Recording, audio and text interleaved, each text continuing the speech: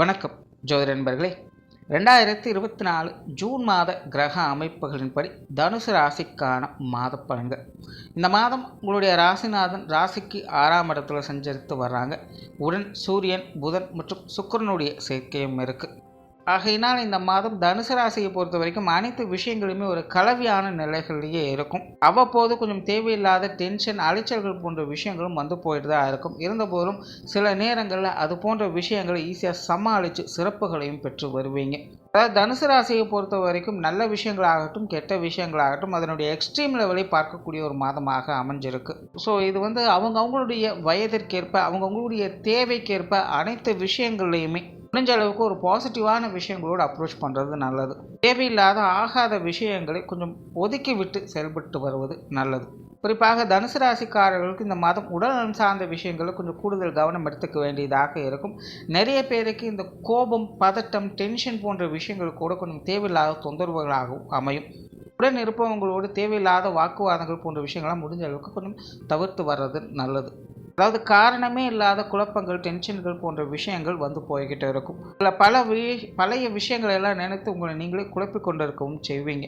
பொதுவாகவே தனுசை பொறுத்த வரைக்கும் நிதானத்தையும் பொறுமையும் கடைபிடிக்க வேண்டிய மாதமாகத்தான் அமைஞ்சிருக்கு.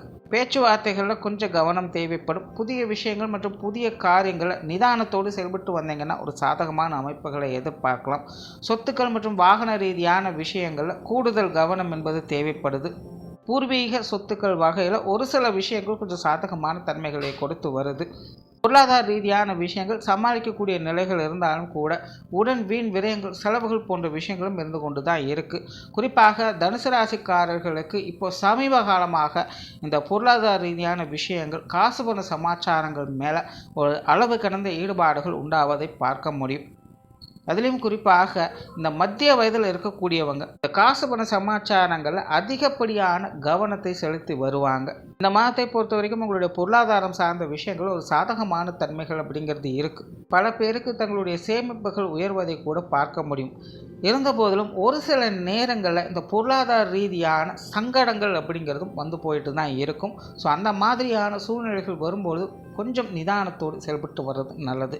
பொது விஷயங்கள் மற்றும் பொது காரியங்களில் மாதத்தின் முற்பகுதிகளில் கொஞ்சம் சுணக்க நிலை என்பது இருக்க செய்யும். மாதத்தின் பிற்பகுதியில் ஒரு சாதகமான நிலைகளை எதிர்பார்க்கலாம். வெளி இடங்களில் நீங்கள் எதிர்பார்த்த உதவிகளும் கிடைக்க பெற்று வருவீங்க.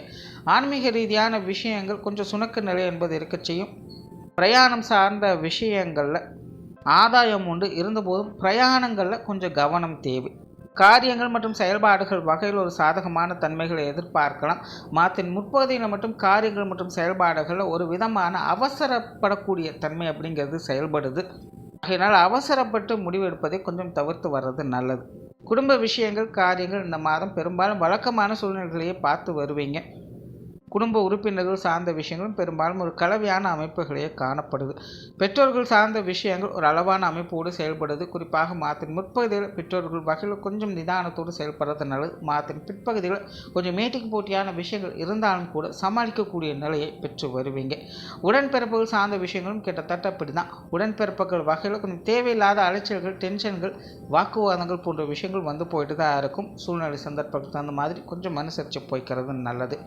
கணவன் மனைவி உறவுகள் இந்த மாதம் சாதகமான நிலைகளில் இருக்குது. மாதத்தின் முற்பகுதியில் வாழ்க்கை துணையின் வகையில் கொஞ்சம் தேவையில்லாத விரயங்கள், செலவுகள், அலைச்சல்கள் போன்ற விஷயங்கள் வந்து போகலாம். இருந்தபோதும் பெரும்பாலான விஷயங்கள் உங்களுக்கு சாதகமான தன்மைகளை தான் கொடுத்துட்டு இருக்கும். மாதத்தின் பிற்பகுதியில் வாழ்க்கை துணை சம்பந்தப்பட்ட விஷயங்கள் பல வகையிலும் உங்களுக்கு சாதகத்தன்மைகளை ஏற்படுத்தி கொடுக்கும். குழந்தைகள் சார்ந்த விஷயங்கள் இந்த மாதம் திருப்திகரமாகவே இருக்குது. குழந்தைகள் வகையில் ஒரு சாதகமான அமைப்புகளை எதிர்பார்க்கலாம். கடந்த சில மாதங்களாக குழந்தைகள் வகையில் கொஞ்சம் தேவையில்லாத விரயங்கள், செலவுகள் போன்ற விஷயங்கள்லாம் வந்து போயிருக்கும். இந்த மாதம் அது போன்ற பிரச்சனைகளெல்லாம் தவிர்த்து குழந்தைகள் வகையில் ஒரு சுமூகமான மாற்றங்களை எதிர்பார்க்க முடியும். குழந்தைகளுடைய தேவைகளை முழுவதுமாக பூர்த்தி செய்து வரவும் செய்வீங்க. திருமண விஷயங்கள் மற்றும் புத்திரபாக்கிய அமைப்புகள் சாதகமாக இருக்குது. குறிப்பாக மாதத்தின் பிற்பகுதியில் திருமண விஷயங்கள், புத்திரபாக்கிய அமைப்புகள் ரொம்பவும் சிறப்பாக இருக்குது. காதல் சம்பந்தப்பட்ட விஷயங்களில் சாதகத்தன்மைகளை எதிர்பார்க்கலாம். உற்றார் உறவினர்கள், நண்பர்கள் வகையில் சுமூகமான விஷயங்களை எதிர்பார்க்கலாம். மாணவர்களுக்கு கல்வி மற்றும் வித்தை சம்பந்தப்பட்ட விஷயங்கள் அலைச்சலோடு ஆதாயங்களை கொடுத்து வரும். தொழில், வேலை, உத்தியோகம் சார்ந்த விஷயங்கள் ஒரு கலவையான நிலைகள் இருக்குது. இருந்தபோதும் சமாளிப்பு தன்மையோடு செயல்பட்டு வர்றதுனால மாதத்தின் முற்பகுதியில் மட்டும் கொஞ்சம் நிதானம் தேவை. மாதத்தின் பிற்பகுதியில் தொழில், வேலை, உத்தியோக ரீதியான சாதகத்தன்மைகளை எதிர்பார்க்கலாம். வெளியூர் மற்றும் வெளிநாடு சம்பந்தப்பட்ட விஷயங்கள் அளவான அமைப்போடு செயல்படுது.